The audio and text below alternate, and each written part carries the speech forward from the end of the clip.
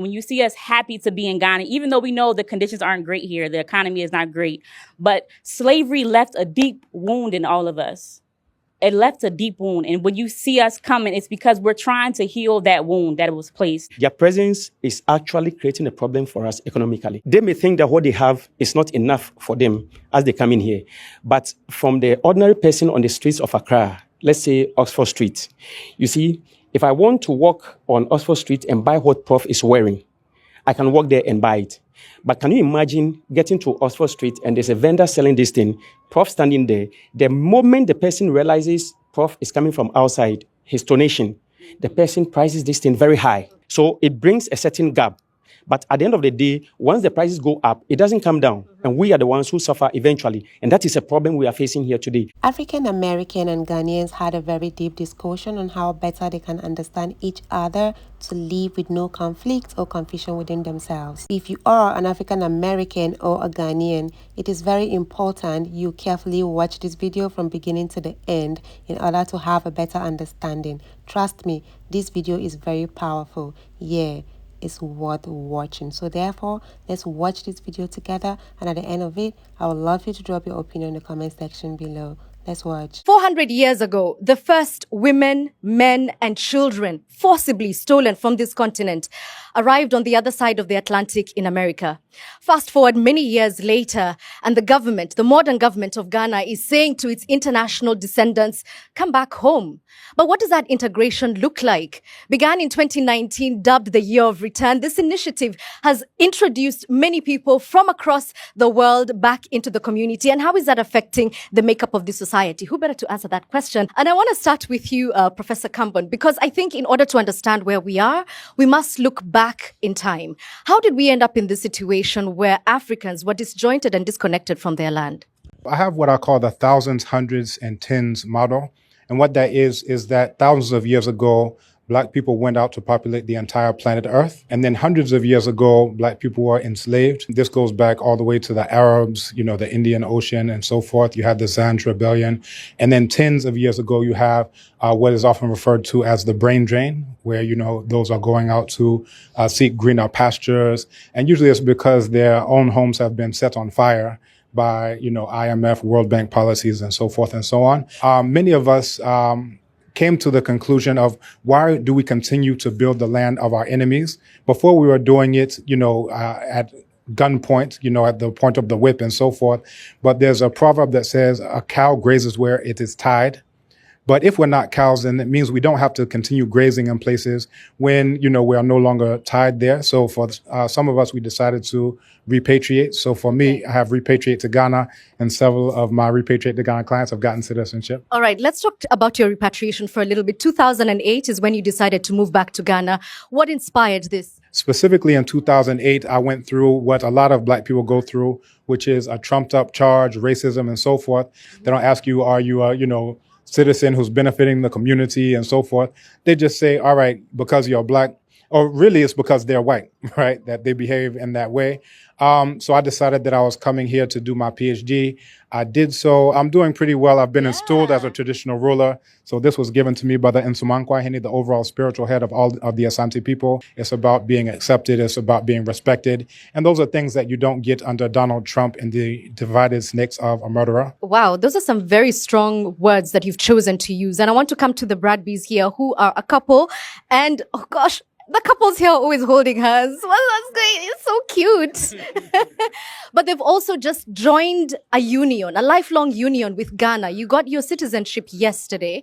And there's something that the professor said here, to be removed from the land of your enemy. Is this how you considered America, where you actually grew up? We moved for our safety and our children's safety. It is unsafe in the States, no matter where you go, if you look like us. Getting out of the land of our enemy was priority number one, to make sure that no matter what we did to build a business or to simply just live the simple life, we will be protected in that. Nakia, is this also what you think, land of the enemy? Is this what Baltimore was to you? For example, in Baltimore, we have the highest, a very strong crime rate in my city. And I think that is due to the fact that people are completely lost. And so all of that anger and aggression gets pushed out onto the streets, and then we're suffering. For me, even I think back when I was in school, and doing university, I remember I used to go on my phone and try to find like an app to look at to listen to radio stations in Accra just to hear the language. And I remember one night I was just sitting there and like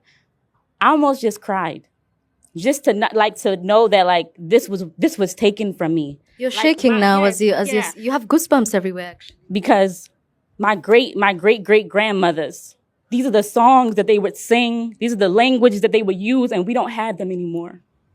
And it's even hard to explain like how that stealing of our identity impacts our hearts. And so when you see us celebrating, and when you see us happy to be in Ghana, even though we know the conditions aren't great here, the economy is not great, but slavery left a deep wound in all of us. It left a deep wound. And when you see us coming, it's because we're trying to heal that wound that was placed. Okay. Thank you so much for being so honest and vulnerable with us. I appreciate that. Let me speak to Mr. Kwesi here, who is the CEO of the Tourism Board, which is behind this initiative. There's a lot of pain and trauma and fear that a lot of people are escaping coming into this country. But was this your idea when you launched this initiative? Yes and no.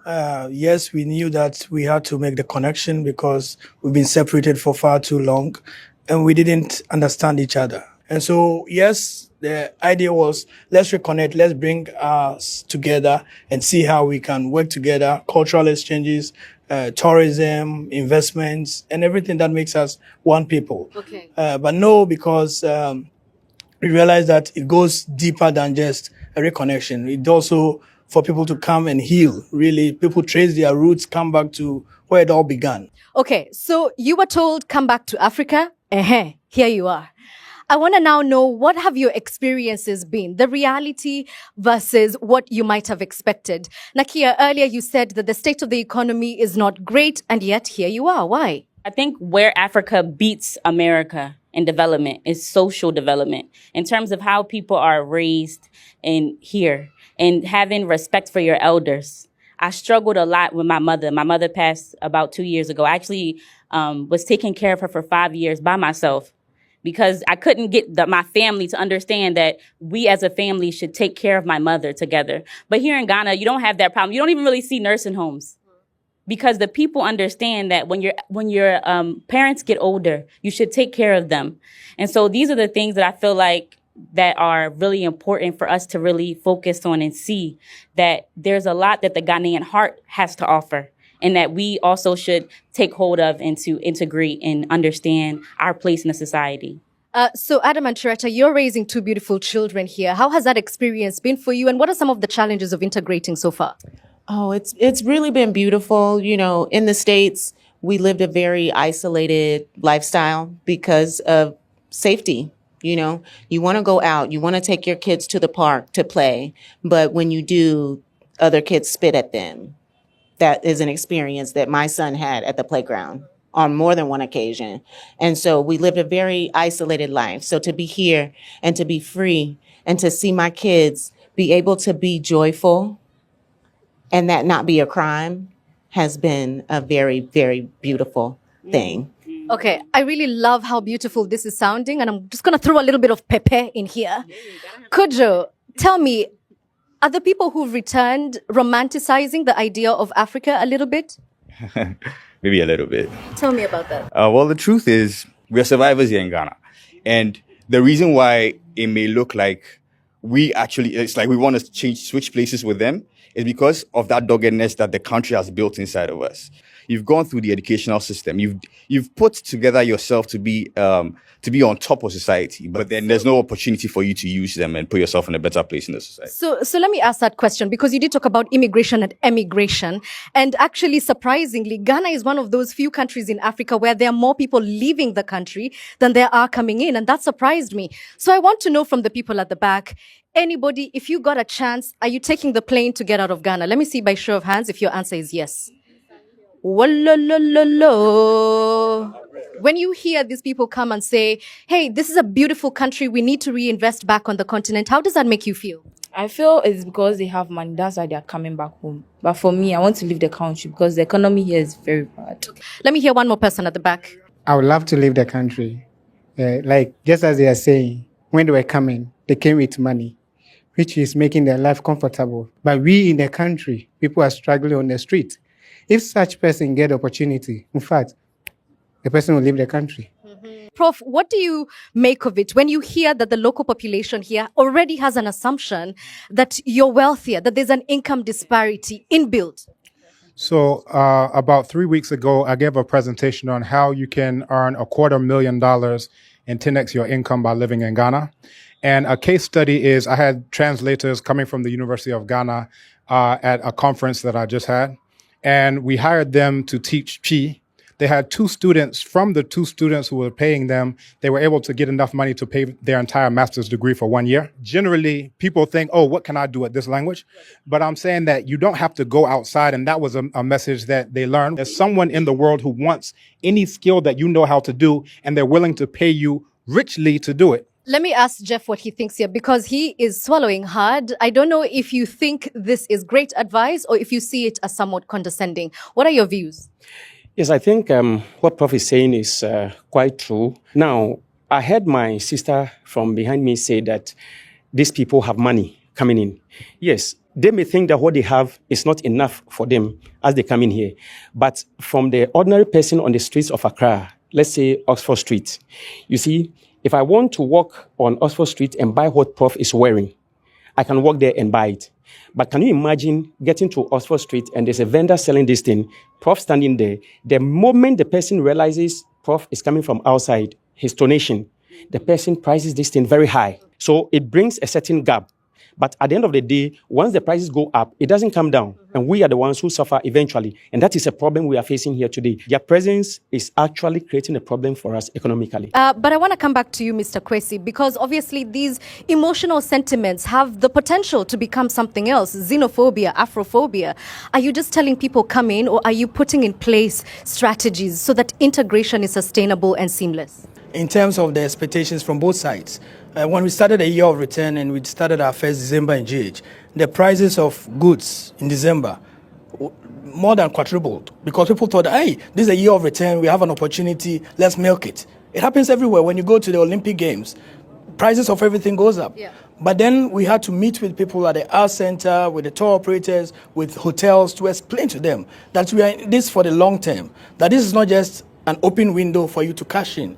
So it's something that we are building, but it's not going to take a day. The cultures are different, so let's try and work ourselves to integrate. And so when I talk about cultural integration, it's also looking at how do we make sure that people understand what we are doing and they are not taking advantage of our brothers and sisters who are coming back. Yeah, Jennifer, because you're the latest arrival, if I could call you that, do you feel that because of your accent, sometimes people want to take advantage of you?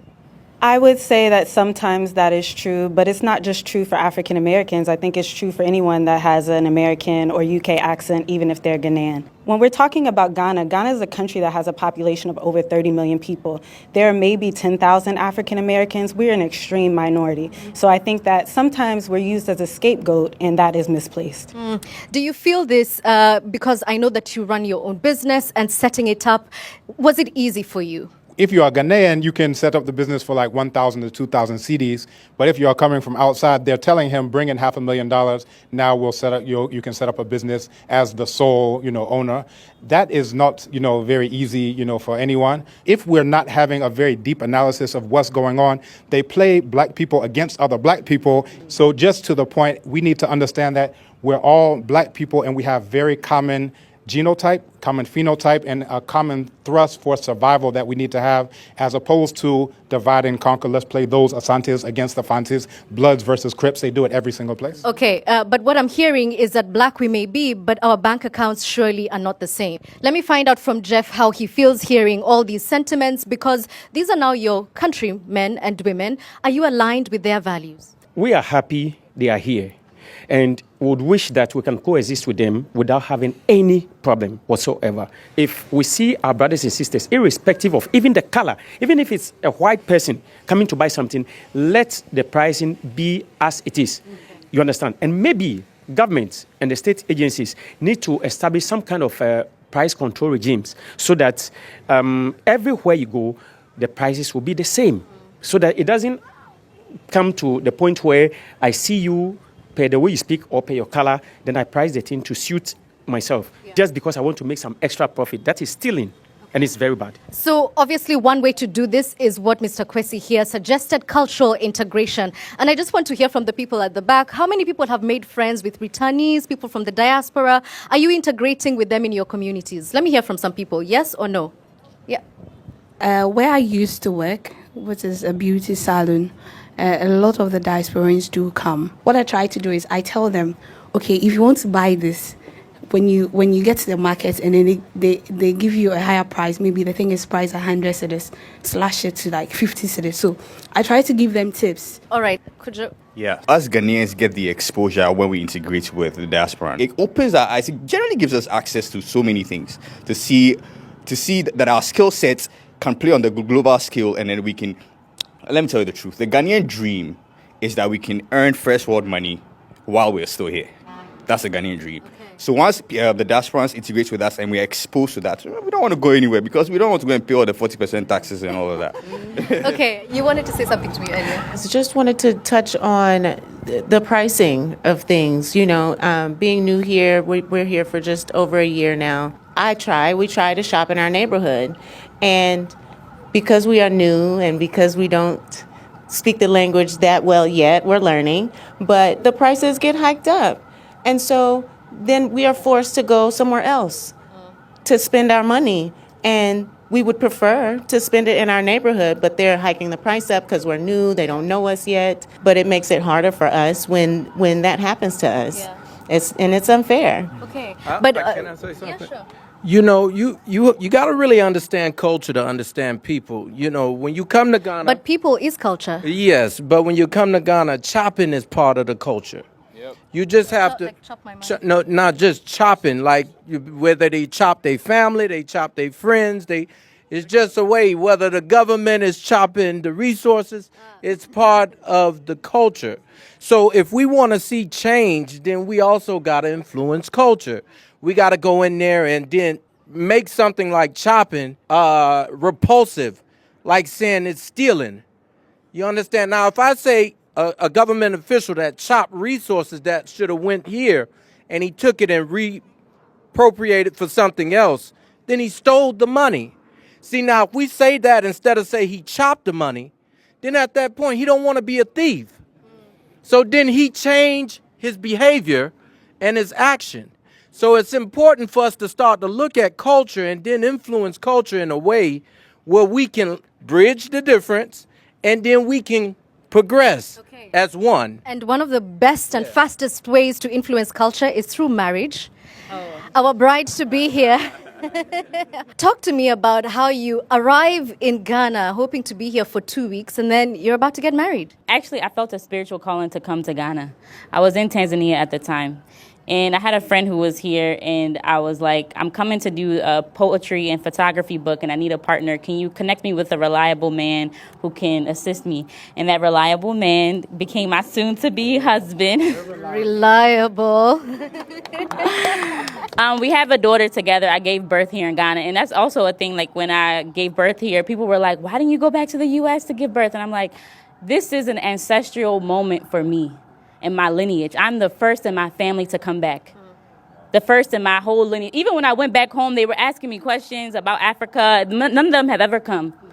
Have even decided to live. And now I have my brother and my sister are coming. I got my auntie and cousin coming. Now their minds are also opening up as well. When you think about going to the U.S., you don't realize if you go there, you give birth, who is helping you? Everybody is working. You won't get your auntie to come and help you with the baby. So these are parts of the culture that they have here that are so beautiful, and I think we should continue to uphold. And I'm happy definitely to be marrying my Ghanaian husband in January.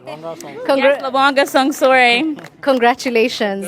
And you have obviously gone up the ranks, and you're now a proper chief, you said. So how did that come about? I mean, you're completely immersed in the culture now. So I would say the language is key. When I first came in 2008 to repatriate for good, I first came in 98, to Ghana. But when I came to repatriate, I was going to look at houses. And the agent, I was speaking Chi to the agent because I had already learned Chi. I'm teaching Chi at the university now. But the guy who was the caretaker, he didn't know that I spoke Chi. So he just decided, he sees me and he decides he's going to speak English.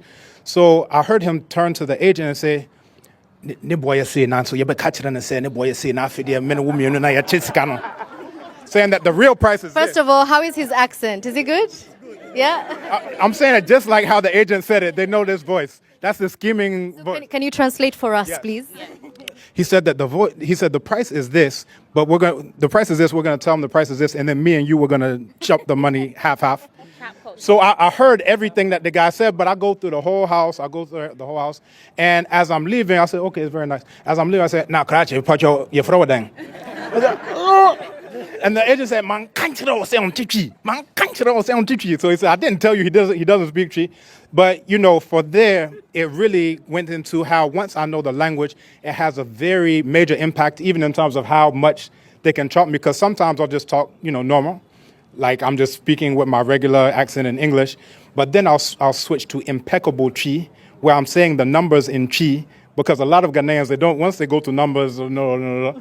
But I start doing it, and then they're like, wow. Okay, so we now know that Professor is also a comedian. It's good to know. Let me hear some thoughts before we come to some closing remarks, please. I think basically what we two are battling with is the narratives. The narratives that are painted to them about us and the narratives that are painted about them to us. So they are painted to us as rich people. They live their luxury, they are bougie and all that. And then we are painted to them as peaceful people. Life is not all that expensive. So they come here expecting the expense not to be as high as it is at where they are, but they come here and there's another thing. Okay. And we are wanting to go to where they are because we feel we are going to be comfortable, very comfortable. We're also going to live in the luxury, and we go there and sorry, it's not. So I think if we should work on the narratives of how we paint each other, it's going to help. So when they make us understand that apart from the luxury that we see, there is the emotional pain. They don't paint to us, but it is what it is.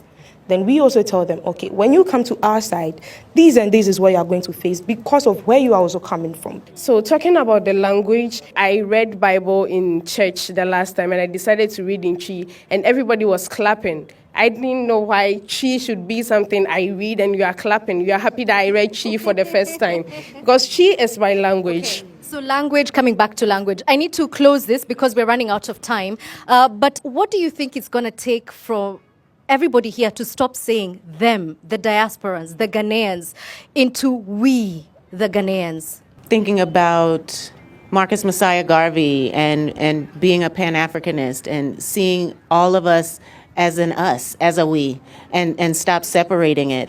To think that us coming from the diaspora did not have to survive it's a little disheartening to hear. You know what I'm saying? Because we are killed in the streets daily, for nothing. Simple traffic stops. And so I think we just all have to decide that we are all the same. Okay. I feel like comparison, they say, is the thief of joy. They were talking about the USD that apparently have, I'm not coming with a 401k or a pension or a successful business or a retirement. Thank you. I'm not coming with a successful business. I'm a monk. I don't know business very well. I actually have neighbors who are finally helping me get my stuff together. But we've been insulted by Ghanaians and diasporans alike because we don't have money. We didn't come here to make money stretch. We came to contribute. Yeah. So the amount of money that you guys think we have, at least us two, we don't. We do not have. And if you look like me and you have the accent you have, they aren't going to help you. They aren't going to give you any money. It is best to stay here, do what Professor said, and make something of your own.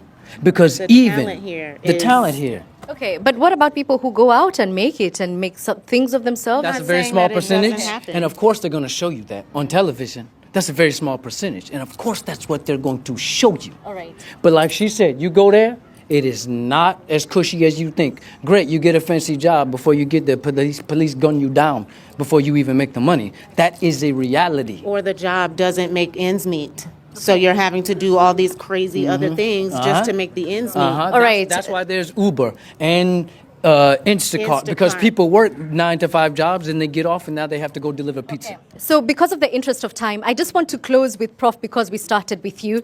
Answer the question for me. How do we go from them, the diasporans, the Ghanaians, to we? I think conversations like these are very much necessary because, just as was mentioned by my sister here, they get a narrative about those in the diaspora. And even Ghanaians, when they go travel to places like the U.S., they're told, don't hang out with the black people because they're all drug dealers, because they're all gangbangers, because they're all this, that. And, they'll say, oh, Africans are all poor. You'll see the images of the Ethiopians with flowers on their face. So if you want to fight, call someone an African, and that's considered to be an insult. What it means is that we're really not having conversations and dialogues. In whose interest, who benefits from you thinking this about diasporans, and who benefits from diasporans thinking this about you? And once we understand who benefits, is basically follow the money trail. The one who benefits from the problem is most likely the one who caused the problem in the first place. So there's a quote, and I think this is very poignant to perhaps close on, by Nana Runoko Rashidi and also Nana Kwame David Whitaker. He says, what we do for ourselves depends on what we think of ourselves. What we think of ourselves depends on what we know of ourselves. And what we know of ourselves depends on what we have been told, as to say, about ourselves. And we haven't been told very much about ourselves. Ghanaians haven't been told very much about our own history as Ghanaians. Diasporans also haven't been told. But again, look at not who suffers from the problem, look at who benefits from the problem, and you'll see the one who created the problem, and we're the ones who can solve that problem. Wow, thank you so much. Yeah. So there are a lot of things that this debate was not. It was not about confirming whether or not the people who've returned are African. That was never in question. They were, always have been, and always will be. I hope you enjoy the video. Yeah, this is very powerful. And I believe that every black man on earth really have to check out this debate. Yeah, it's very important for us to understand each other no matter what. We are all black skin. When you go to Europe today, they don't care if you are from Germany or so long as you are a white, they will accept you. So why are we having conflict within ourselves, no matter what it is? Just like the way they spoke about the increment on prices, when they know you are a foreigner, they shoot the price. I also experienced that as a Nigerian living in Ghana. If they just know you can't speak Twi, or they hear a different accent, they will just call a different price for you. But say we've been Nigerians now, we know how to price things, so nobody can tell me some kind of price and I will just take out money and give, because you and I will be hustlers now. So let's try and love ourselves, and may the Lord Almighty help us. Amen. So guys, everything that has a beginning also has an end. I've come to the end of my video. I'd love to hear your thoughts in the comment section below. Do also like, subscribe to the channel, share this video to as many eyes out there. I believe they'll watch and also learn one or two things on this clip. I love you guys always. Bye bye.